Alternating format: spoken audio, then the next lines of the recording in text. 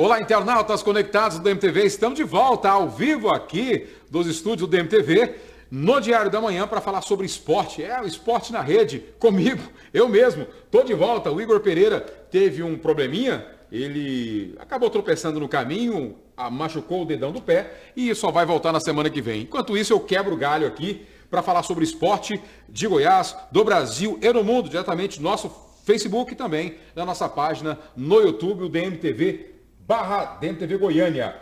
E para comentar, para falar comigo, mais uma vez ele aqui, Zé Lucas Melo, ou Zé para os íntimos. Tudo bom, Zé? Tudo bom, boa tarde aí, pessoal.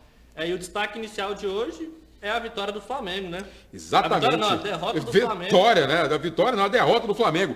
O Flamengo perdeu para o Independente da Argentina no primeiro jogo da grande final da Copa Sul-Americana. O rubro-negro até saiu na frente no primeiro tempo, mas acabou levando de virada. Confira só os melhores momentos desse jogão. Aí o começo do jogo, né? O Flamengo em cima do Independente. E o Flamengo que abriu o placar aí logo aos 9 minutos com o zagueiro Hever. O Independente fez uma pressão aí o lance. O Trauco cruzou e o Hever subiu mais que todo mundo e fez 1-0 pro time brasileiro. E o Flamengo com essa camisa branca que não é muito usual, né? Os torcedores, mas né? como a camisa do Independente lá conhecido como a Roja, né? Na Argentina, usa esse uniforme vermelho também e acabou utilizando o uniforme branco. O Flamengo que foi pressionado durante todo o jogo, achou esse gol aí de cabeça. A equipe do Independente foi para cima do Flamengo e teve diversos ataques até conseguir um empate com o Gigliotti, o centroavante argentino aí que teve passagem pelo Boca Juniors, fez uma grande partida aí e conseguiu empatar o jogo. Aí quase o empate do Independente, o Gigliotti acabou furando. Aí a equipe argentina ficou pedindo pênalti nesse lance, não foi nada. Salvou ali em cima do lance, né? Aí a equipe do Flamengo, sem levar nenhum perigo a meta do Independente. O Juan, essa foi uma boa oportunidade do Flamengo. Boa oportunidade para ampliar, né? O Juan acabou não chegando a tempo ali de fazer o 2-0. Se consegue fazer o 2-0, dava uma tranquilidade, né, para o Flamengo. E aí esse menino, o Benítez, também fez uma grande partida. Esse ponta direita aí do Independente. Talentoso ele, viu? Rápido. Muito, muito bom jogador. E aí o jogo foi isso aí. O Independente em cima do Flamengo o jogo inteiro.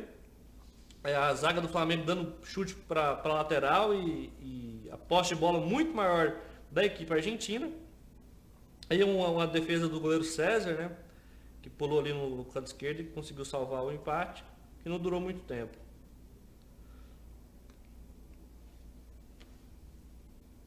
E aí o gol de empate. O jogador Benítez ajeitou e o centroavante lá, o gigante, o Gigliotti, acabou empatando o jogo. Sem chance para o goleiro César. E o jogo continuou da mesma forma. O Independente em cima do Flamengo. O primeiro tempo acabou 1-1. Aí um cruzamento aí que o time argentino ficou pedindo pênalti, mas pegou na barriga do Viseu. O Flamengo levava perigo somente nessas bolas aéreas. E a zaga do Independente não é muito alta, é uma zaga bastante frágil defensivamente aí nas bolas aéreas. Aí um belo chapéu do Pará, né? Um lance raro na carreira do Pará, que é um lateral um tanto limitado. Pesadão. Não é esse. Não tem habilidade para isso, né? Não é o ramo, não é do ramo. Não é do ramo. Acabou fazendo esse bonito lance. E o Independente chutando de tudo quanto é lado, o estádio lotado, né? A torcida muito inflamada aí nesse jogo. O Flamengo fez o primeiro gol, a impressão que deu que o Flamengo tentou segurar o resultado. Né? Tinha pressão da torcida, o time jogando em casa, logicamente, joga com muito mais facilidade. No entanto, eu acho que o Flamengo tentou segurar o jogo. Na hora que leva o segundo gol, o empate, aí ó. Essa virada. Golaço do Mesa, né? Pegou de primeira. O campista aí que chuta muito bem aí de fora da área. Pegou esse sem pulo. Sem chance. De direita aí no canto do goleiro César. E aí esse gol acabou fazendo com que o Independente também desse uma baixada no futebol deles, deram uma segurada, porque o 2-1 também é um bom resultado para o Independente. Embora tenha levado um gol em casa, que não é muito bom, né? Sim, mas nessa final aí, Alex, não vale, né? Não tem o gol qualificado fora de casa, né? Na final da Copa Sul-Americana, se ficar 1-0 no Rio de Janeiro é pênalti, se ficar 3-2 no Rio de Janeiro é pênalti. Se o Flamengo ganhar o jogo de volta no Maracanã por um gol de diferença, o jogo vai para os pênaltis. Uhum. Ou seja, o Flamengo vai ter a chance de jogar em casa, a possibilidade de fazer apenas um gol e, de repente, levar para os pênaltis ou até ganhar com 2 gols de diferença e levar. Não está difícil para o Flamengo. Na verdade, eu acho que com a vitória do Independente, o Independente ainda não tem essa vaga assegurada na próxima Copa Libertadores. O Flamengo conseguiu isso através do Campeonato Brasileiro, né, com a vitória em cima do Vitória da Bahia lá no Barradão, conseguiu ganhar por 2-1 e já tem a vaga na Libertadores assegurada. Mas o título na Copa Sul-Americana dá ao Flamengo dinheiro e principalmente o título, né? O que mais importa para uma instituição é mesmo o troféu, é mesmo com o título. certeza. Então, eu acho que por o Independente ainda está precisando dessa vaga, está jogando com mais, na minha opinião, jogando com mais vontade aí para buscar esse título, eu acredito que o grande favorito acabou se tornando a equipe argentina. Mas isso não significa dizer que o Flamengo não tem mais chance. O Flamengo tem totais condições, todos os ingressos aí para o jogo do Maracanã já foram vendidos, mais de 60 mil ingressos. Então o Flamengo tem tudo aí para pelo menos ganhar por um gol de diferença e ver no que vai dar nos pênaltis. Mas o pessoal do Flamengo está muito confiante, né, com o apoio da torcida, que possa conseguir aí virar esse resultado. Ou seja, não foi um resultado muito ruim para o Flamengo, Não, né? O Flamengo foi jogar na Argentina justamente para empatar ou para perder por um gol de diferença. Isso ficou muito claro. O time brasileiro já estava muito cansado por toda a maratona aí no Campeonato Brasileiro. E eles agora vão ter uma semana para descansar, porque não tem rodada no final de semana, acabou o Campeonato Brasileiro. Vai ter uma semana para descansar, pensando somente no jogo da próxima quarta-feira aí, para ir pro tudo ou nada aí contra o Independente. No caso, o Flamengo ele já tem vaga garantida na Libertadores por ter ficado aí na 6ª colocação no Campeonato Brasileiro, né? Então ele não está correndo atrás de uma vaga da Libertadores. Está correndo atrás do título. Do título que, claro, envolve grana, envolve um reforço no caixa aí para preparar o time para a temporada que vem, né? Terminar essa temporada com o dinheiro no caixa e com o título, que é sempre bom, título internacional. O Flamengo não ganhou título internacional aí desde a década de 80, 90. É muito tempo sem uma equipe do tamanho do Flamengo sem ganhar um título internacional. Verdade. Enquanto isso, o Independente é o maior campeão da Taça Libertadores da América, é um time que tem mais de 16 títulos sul-americanos, inclusive ganhou um em cima do Goiás, né? No ano de 2011, quando o Goiás caiu. Inclusive a gente está falando isso aqui em off, eu estava no Serra Dourada, né? A gente estava fazendo cobertura do jogo, eu e o Vitor Roriz, e foi um dos melhores jogos que eu acompanhei no Serra Dourada e um dos melhores públicos. E o Goiás acabou, né, vencendo, mas acabou fazendo aquela cagada na Argentina lá e o Independente já tem esse título na sacola já. Já tem esse título e para eles é só mais um título, já tem muitos títulos sul-americanos.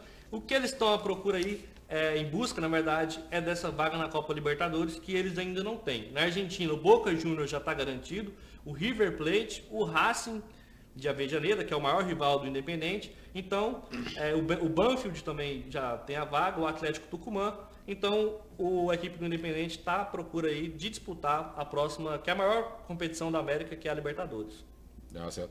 No caso, o Flamengo ganhando a Copa Sul-Americana, a vaga que era para ele vai então...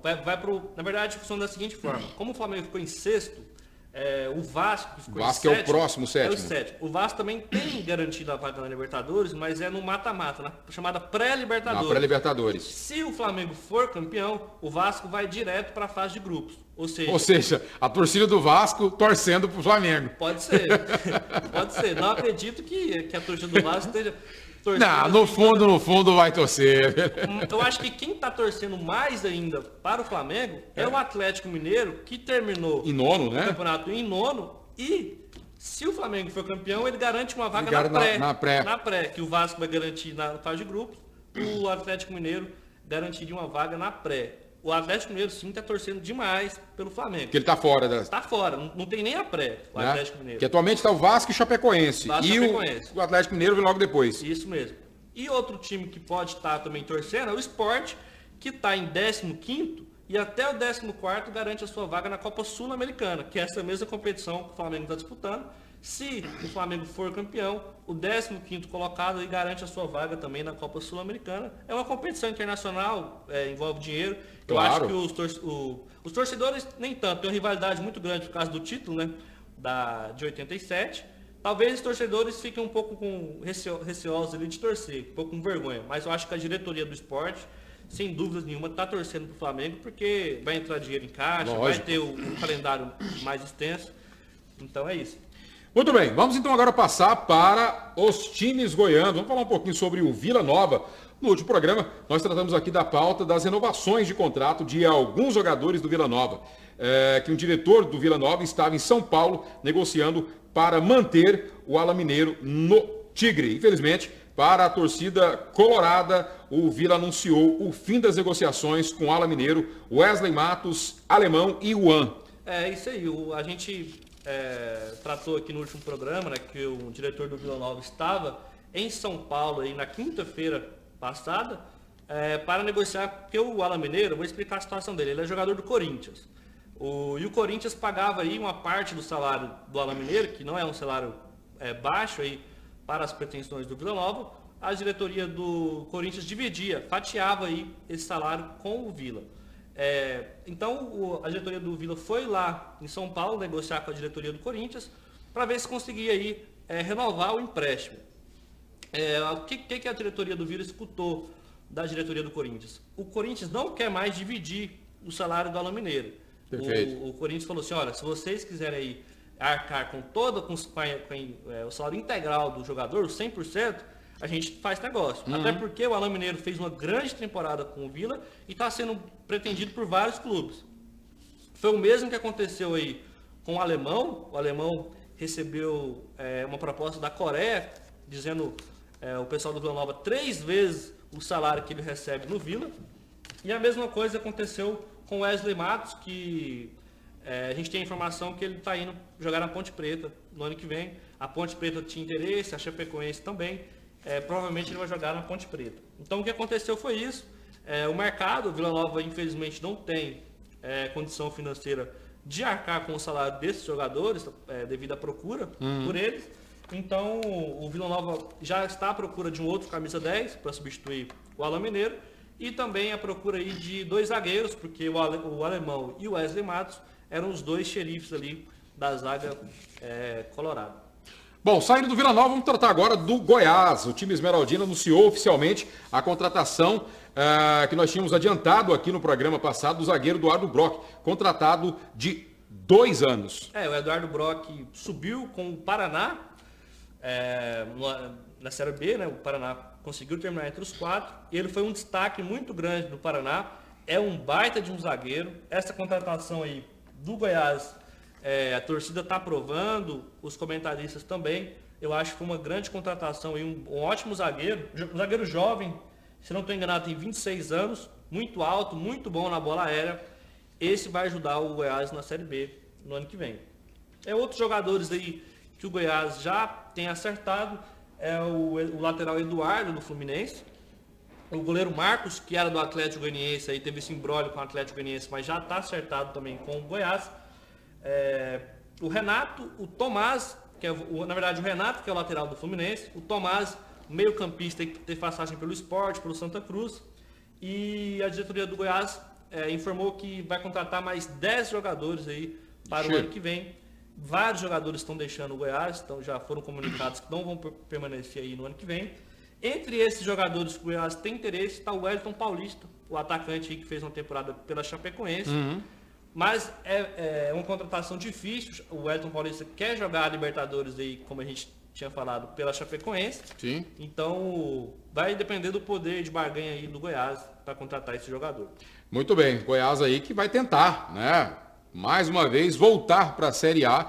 E o Goiás, ultimamente, nos últimos anos, tem vivido esse drama entre Série A e Série B. E a torcida sempre cobra, né? Dos times de Goiás, dos 3 grandes clubes de Goiás, O Goiás sempre que figurou aí entre os grandes clubes do Brasil, quase nunca corre ali próximo à zona de ganhar um título, mas volta e meia sempre consegue abocanhar boas posições, como já conseguiu disputar a Copa Sul-Americana e até mesmo outras competições. O Goiás ficou mais de 30 anos na Série A. Então, exatamente. O Goiás é um time que está acostumado, ele já tem a cara de Série A. Então, para ele jogar uma Série B não é... Mas atualmente, nos últimos anos que nós vemos é o seguinte, o Goiás, ele é time, os emeraldinos vão querer, né, depois me pegar na rua aí, mas o time do Goiás hoje é um time de Série B. Série B. Por que é um time de Série B? É um time que se dá bem na Série B.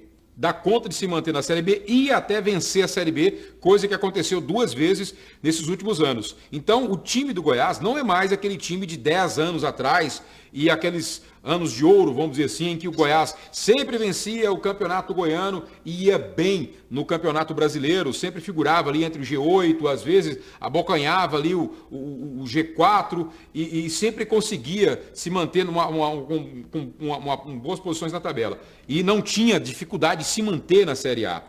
Tinha uma base muito boa de formação de jogadores esses que sempre terminava, tinha jogador, refazia o caixa vendendo esses jogadores para outros times, principalmente para o São Paulo, né? Até tinha um combinado interessante, o jogador ia para o São Paulo e às vezes um jogador de São Paulo que não estava bem vinha para o Goiás, né? A gente viu isso aí várias vezes. Mas o Goiás não é mais um time formador. Já tem um tempo que a gente não vê grandes jogadores sendo formados na base do Goiás. O Goiás sempre foi conhecido por ser um time de formação e ter uma das melhores estruturas do futebol brasileiro. Claro, pela estrutura que tem, não deveria estar passando o que está passando agora, que é ficar aí com essa cara de time de Série B. Dessa vez, inclusive, nem correu o risco de ganhar o título. Muito pelo contrário, terminou o quê? 14ª colocação. Ou seja, definitivamente é um time de Série B, mas... Vamos ver aí, para essa temporada do ano que vem. É um clube de Série A e um time hoje de time de Série B, exatamente. A estrutura do Goiás é uma estrutura espetacular. Todos os técnicos que vêm trabalhar aqui, eles são categóricos de dizer que o Goiás tem uma das melhores estruturas do futebol brasileiro. A estrutura do Goiás é melhor do que a maioria dos times do Rio de Janeiro, por exemplo. Para você ter ideia, né? Botafogo, Vasco, Fluminense. Né? O Fluminense, o Flamengo aqui hoje tem uma estrutura muito boa, mas por muitos anos o Goiás teve uma estrutura melhor que a do Flamengo. Muito melhor. Né? Fazer o quê? Mas o que a gente torce é para que nossos times goianos, eles tenham boas atuações e que tragam bons jogos aqui para Goiás.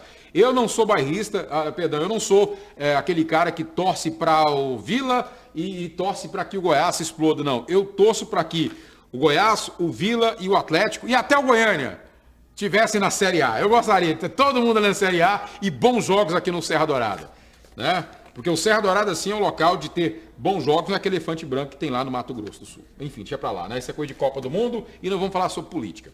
Vamos falar sobre quem mais? Já falamos sobre o Atlético. Agora é o Atlético. É o Atlético, né? Faltou o Atlético Goianiense que segue contratando para o ano que vem. Dessa vez, 2 jogadores do Botafogo acertaram por 1 ano. São eles, o meia Fernandes e o atacante Vinícius.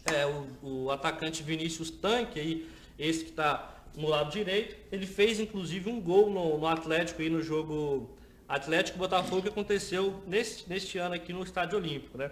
É uma aposta, na verdade. Assim, eu não gosto desse estilo de contratação que o Atlético vira e mexe e faz, que é pegar jogadores emprestados aí de times grandes.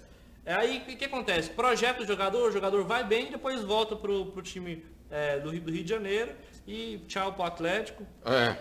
Então, assim, eu prefiro que o Atlético invista nas categorias de base, o que vem acontecendo. O Luiz Fernando, por exemplo, o Atlético é 20 milhões de reais pelo Luiz Fernando. O Luiz Fernando foi considerado uma das maiores revelações do Campeonato Brasileiro.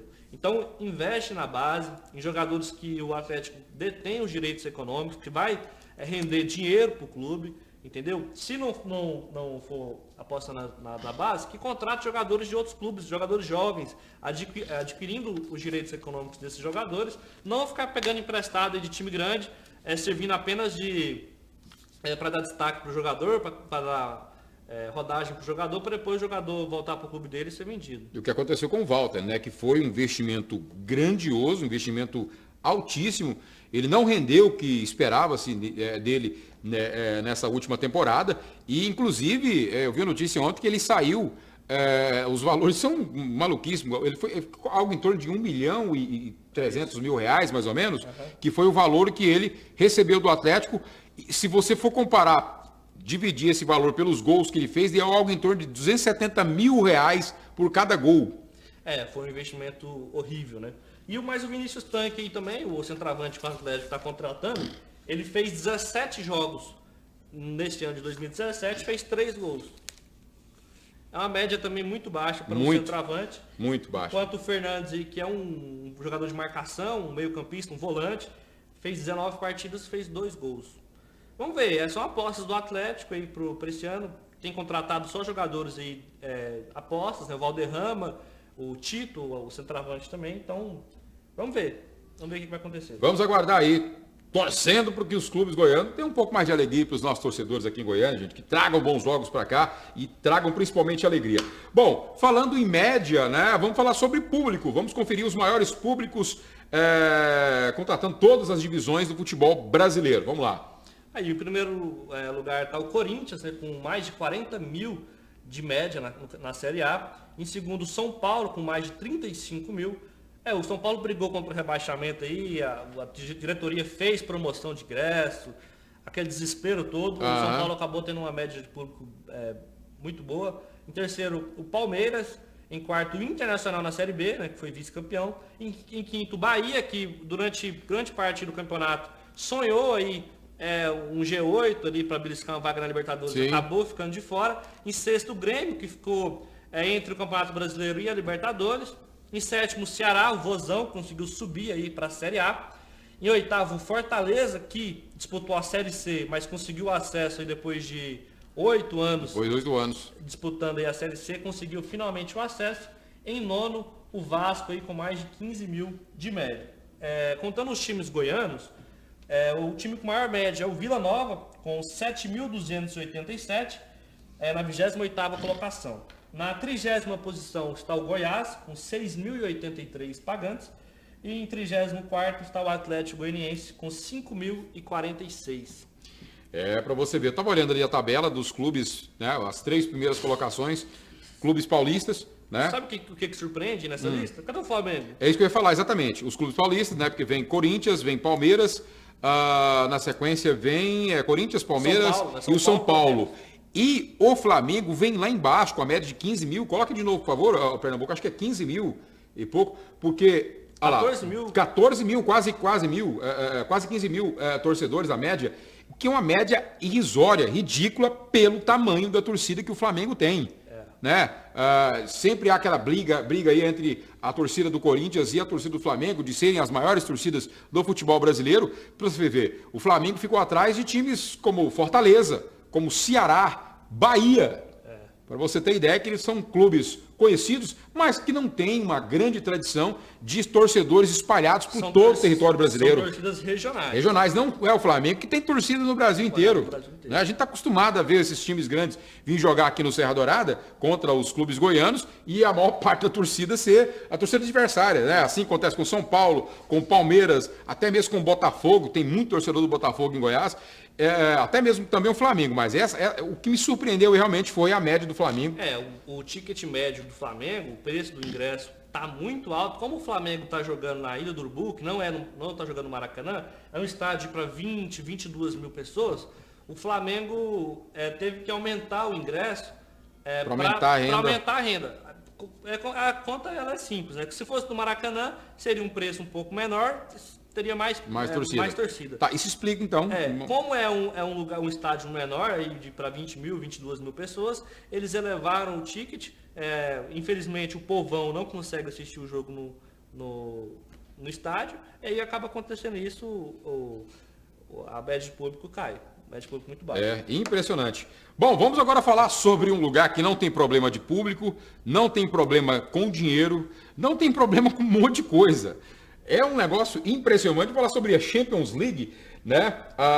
Nós tivemos aí ontem mais uma rodada da fase de grupo da Champions League, que é realmente um jogão.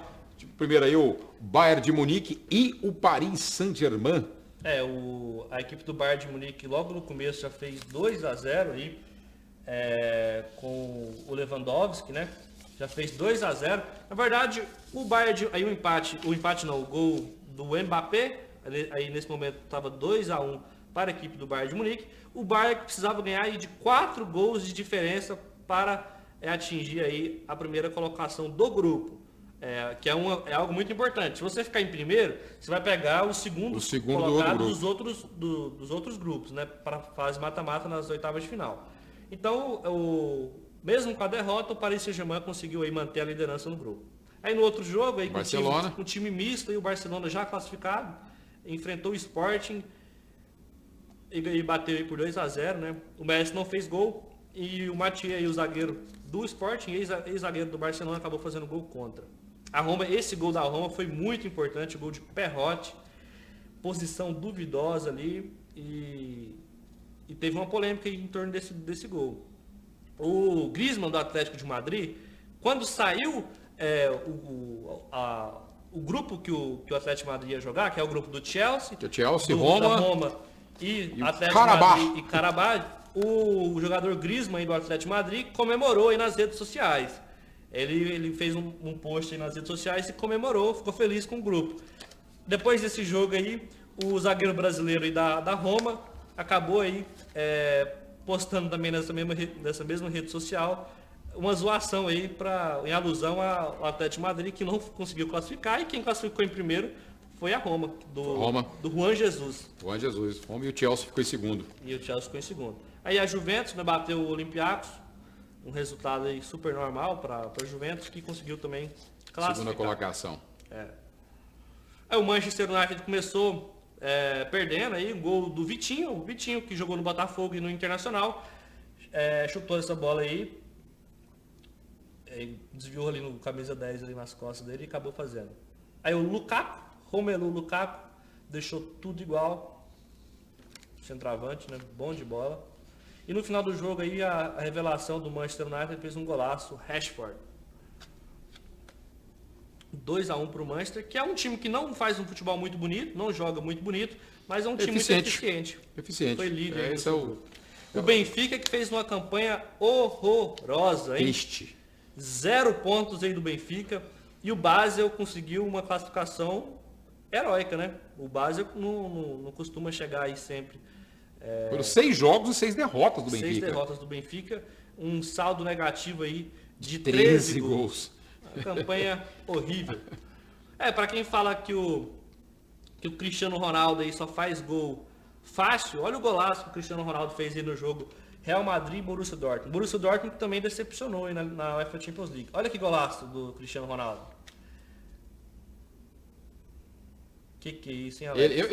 Eu acho, sempre fui criticado por isso, eu acho o Cristiano Ronaldo, ele é muito mais completo do que o Messi. Nesse embate aí entre os dois, eu sou muito mais Cristiano Ronaldo. Eu sou muito mais Cristiano Ronaldo, Alex. Muito mais. Inclusive, gosto muito de PlayStation 3, 4 e 5 e adoro jogar com o Barcelona do Real Madrid por causa dele. Quando eu pegar a seleção, pego Portugal por causa dele. Vou fazer 22 anos aí na semana que vem e eu vou ser sincero, esse aí é o maior jogador que eu vi jogar, Cristiano Ronaldo. É o maior de todos, sem sombra de dúvida. É um golaço do Bernard, né? Alegria nas pernas, que jogou a seleção brasileira. Fez um gol bonito, mas não é aquele jogador todo que o Galvão Bueno pintou, não, né? O alegria nas pernas. Ganhou do Manchester City. O Manchester City faz uma grande campanha e os dois acabaram classificando, né? O Manchester City conseguiu manter-se na primeira colocação e foi o primeiro do grupo. E que jogador é o Felipe Coutinho? Ele esmagou o Spartak Moscou 7-0 para o Liverpool e hat-trick, 3 gols aí do Felipe Coutinho, um craque, Felipe Coutinho. O Felipe Coutinho, sempre achei ele um jogadaço, mas por incrível que pareça, desde que ele foi para a Europa, acho que ele nunca rendeu como ele está rendendo agora. Acho que a maturidade fez bem para ele. Diferente de jogadores grandes, jogadores igual o Neymar e tantos outros, que a gente viu indo jovem para lá, ele só começou a render agora, depois de uma certa idade. O Felipe Coutinho ele foi vendido aí pelo Vasco para a Inter de Milão com 16 Muito anos novo. de idade. Com 16 anos de idade ele já foi vendido. Quando ele completou 18, ele foi para Milão para jogar pela Inter de Milão. Ele ainda era uma criança, vamos dizer assim, né? Aí ele foi emprestado, jogou no Espanhol, que é o rival do Barcelona, a cidade de Barcelona. perambulou e hoje ele atingiu um patamar no Liverpool que poucos jogadores têm no futebol mundial. E a seleção brasileira agradece. Agora nós temos um jogador que precisava de mais da conta ali na frente. Eu acho que o Felipe Coutinho, nessa fase que está, acho que vai fazer uma diferença muito grande nessa próxima Copa do Mundo. O Porto bateu no Mônaco, 5-2 aí. O Mônaco que acabou decepcionando aí nessa UEFA Champions League. É o atual aí, campeão francês e fez uma campanha também muito fraca. Conseguiu apenas 2 empates. E 4 derrotas. 4 derrotas. E o Mônaco, e o Besiktas, como é que é o nome desse time? Besiktas, da Turquia, né? Abocanhou aí a primeira colocação. É aquele negócio, né? Consegue a primeira colocação, mas agora na próxima fase tem que enfrentar uma pedreira com certeza, né? Porque pega um segundo colocado de um outro grupo, que não deixa de ser uma pedreira. Vamos conferir aí a tabela os grupos? Vamos conferir os grupos para a gente poder explicar. Aí, do lado esquerdo da tela é o pote 1. Que foram os primeiros colocados dos grupos. É o Manchester United, o PSG, a Roma, o Barcelona, o Liverpool, o Manchester City, o Besiktas, que você estava falando, e o Tottenham, que terminou na frente do poderoso Real Madrid. Do lado direito, é o pote 2, são os segundos colocados. Mas funciona da seguinte forma. Os times dos mesmos países, o sorteio tem 2 regras. Não pode ter confronto entre times do mesmo país e nem entre equipes que estavam no mesmo grupo na fase anterior. Entendeu? Entendi. O que isso significa? Por exemplo, o Chelsea, que está no pote 2, ele só pode enfrentar 3 adversários.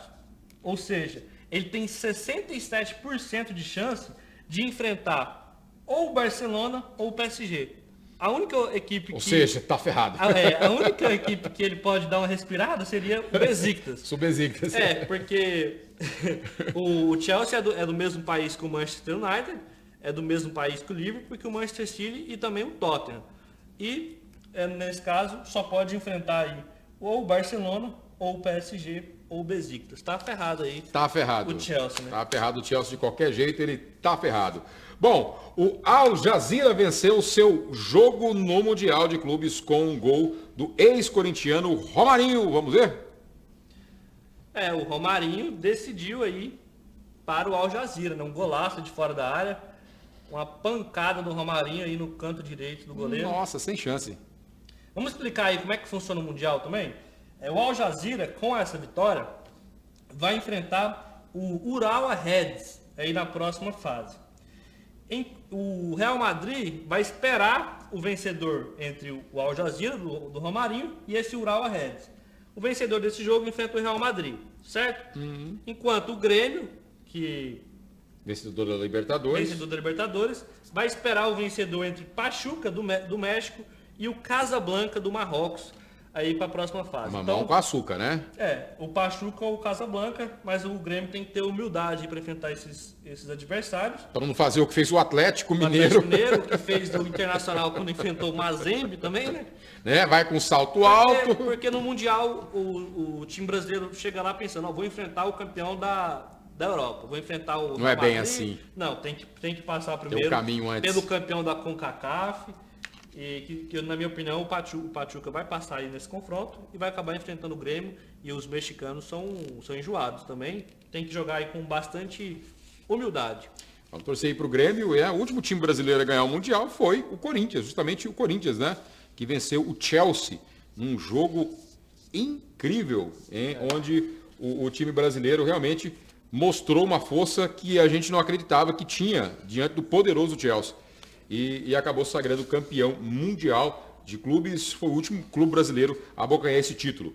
Bom, uma última notícia antes de acabar o programa de hoje. O ex-zagueiro da seleção brasileira, Lúcio, de 39 anos, vai jogar a próxima temporada pelo Gama, do Distrito Federal. O Lúcio estava aposentado aí há 1 ano. Ele teve passagem nos últimos anos aqui pelo São Paulo, pelo Palmeiras. Não rendeu aí o esperado. Ele vai jogar essa próxima temporada aí num clube onde ele nasceu. Ele nasceu em Brasília, né? Nascido em Brasília e vai jogar aí no Gama para encerrar sua carreira, né? Aos 39 anos, vai fazer essa temporada aí pelo Gama. boa sorte pro Lúcio, que deu tantas alegrias aí para. Tantas alegrias. É um daqueles grandes jogadores brasileiros. Raçudo, né? Raçudo, capitão, vitorioso, né? Uma boa tarde aí pro Luiz Carlos, que tá mandando mensagem aqui no Facebook. Um abraço pro Luiz Carlos e a todos que estão conectados com a gente nesse momento, porque chegou no final o programa. Não prometo que estarei no próximo programa final. Eu acredito que o time titular vai estar aqui, né? Eu acho que o Igor deve estar. Se não for o Igor, porque eu acho que o Igor vai entrar de férias, provavelmente vai ser o João Paulo. Enfim, provavelmente vai ter outra pessoa aqui, além desse ser que vos fala aqui, que literalmente veio quebrar um galho, mas eu acho que deu para quebrar algumas árvores, né, Zé? Bom demais. É isso. Um abraço, até o próximo programa. Até o próximo programa aí, até a próxima quinta-feira. A você conectado com a gente, continue ligados à nossa programação e o Esporte na Rede volta na próxima quinta-feira com muito esporte para você. Tchau, tchau, até lá.